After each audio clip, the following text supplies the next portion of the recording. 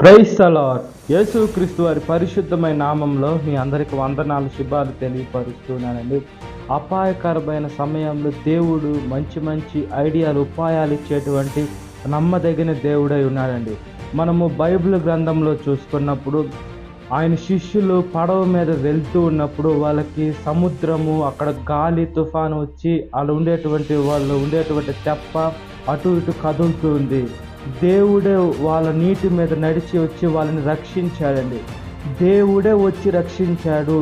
మనకంత అపాయకర సమయం వచ్చినప్పుడు దేవుడే వచ్చి మనం రక్షించేటువంటి నమ్మదగిన దేవుడై ఉన్నాడు.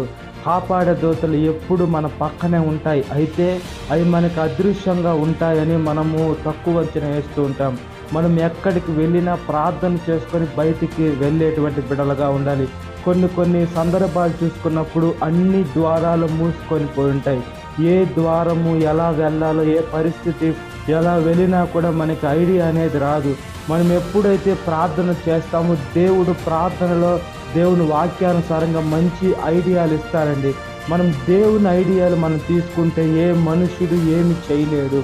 మనము దేవుడికి ప్రార్థన చేసే బిడ్డగా ఉండాలి. ఈ లోకంలో ఎవరు ఐడియాలు ఇచ్చినా కూడా అవి శాశ్వతంగా ఉండవండి. దేవుడిచ్చే ఆలోచన, దేవుడిచ్చే ఐడియాలు అవి మనకి శాశ్వతంగా ఉంటాయి, మనకి దీర్ఘకాలంగా ఉంటాయి. దేవుడు ఏదైనా ఇస్తాడు మనకు స్థిరంగా ఇవ్వాలని అనుకుంటారు. కొద్ది రోజులు ఇచ్చి కొద్ది రోజులు తీసివేయరు. అదేవిధంగా మనం బైబిల్ గ్రంథంలో చూసుకున్నప్పుడు సౌలు గారికి కొద్ది రోజులు కృపనిచ్చి చూశారు, అది ఆయన నిలవబెట్టుకోలేకపోయారు. దావీదు గారికి శాశ్వతమైన కృపనిచ్చారు. మనకు కూడా శాశ్వతమైన కృపను ఇవ్వాలని దేవుడు కోరుకుంటున్నారు. కాబట్టి మనం దేవుని వాక్యానుసారంగా జీవించినట్లుగా ప్రార్థన. మహాపరిశుద్ధాత్మ దేవ, మా ప్రియ పరలోకపు తండ్రి, ఒకసారి జ్ఞాపకం చేసుకోండి అయ్యా.